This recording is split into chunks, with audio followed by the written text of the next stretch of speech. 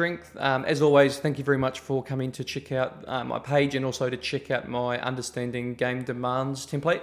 This has been something I've been working on for probably a number of years in terms of getting to this point. I've used this in a really rudimentary level for the last few years.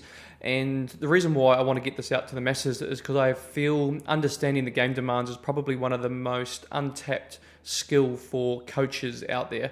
And it can give us the biggest bang for our buck. And it's actually the easiest thing to chase. I've just found there's never been actually a platform out there that has been able to give some actionable data for coaches to be able to analyse and then actually interpret what the game demands are. Hence why I'm at this stage now where I'm really happy to be able to present to you guys that this is actually available for you guys to be purchased and then also to subsequently use within your coaching environment. So it's a really simple process here, and I've tried to make this as simple as clicking of the buttons to then make the user interaction really seamless and really easy. So what I'll talk you through now is actually what you're going to be seeing and how it's going to work, and then what you can do with the data. So essentially what I want to track is actually what's going on within a game. So how many play periods are happening in a game, the total time that the ball is in play, the longest play period, the average play period, and then specific time periods, how many of those exposures happen within a game. When we know this gives us huge data for when we're training to pretty much beat the game demands that the athletes face or the team faces, so that you know that you are over preparing them for the stimuluses of the game. That's why I've created this, and that's why I've always thought like this, that I didn't want to be really just throwing shit against the wall when it comes to training for game demands. I'm someone that likes to know exactly what the game demands are and make sure that they are specific to my environment, and then train accordingly to exceed those. So I recommend going back, if you can, looking at specific games. If you've got them filmed, you can do this live. Depending on your environment, there's a lot of ways you can do this. When it comes to purchasing this template, you'll get full instructional videos on how this template works. You'll also get some educational videos from me in terms of what you do with the data, and then how you, interpret the data, and then how can you implement the data within your training load within the specific time of the year as well, most importantly.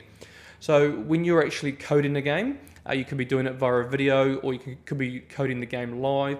All you need to be doing is simply pressing start and then stop in between the play periods, and you'll notice that, just let me zoom in, when we do that, these time periods here are going to be just calculated for you automatically, and then they're just going to be presented for you vertically. So all you need to be doing is that when the ball is in play, you press start. When the ball is stopped, you press stop, and it's going to tabulate all of that for you. So once you get to the end of the game, you'll notice that you've got a send data here, and then this here is going to actually send all of the data to our game summaries section on this right quadrant of the game demands template. So all it does is that as a user, you have to choose a specific game that you want to be coding. There's a way that you can import how many rounds your specific sport actually works, and there's a way that you can actually import your specific competition team, so then you can choose the specific team.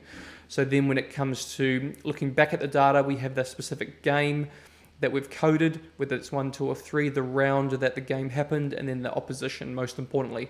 And then when we press send, it's going to be automatically populated up here, and then we've got a whole results tab that gives us a really good indication of what's going on over those 3 main games that I recommend you look at.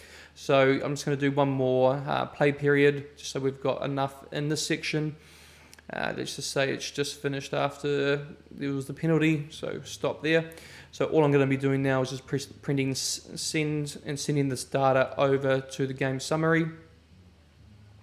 So now we've got all 3 games, and we've got the ability now to actually go through and look at the subsequent results, and then train accordingly to what we have found out through our subsequent analysis of those games. So over the 3 games that I coded, these are all fictional games, of course, we had an average of the total time that the ball was in play of 55 minutes. The longest was 58 minutes. The longest time period was 7 minutes and 8 seconds. The average time period was, the average longest time period, sorry, was 6 minutes and 39.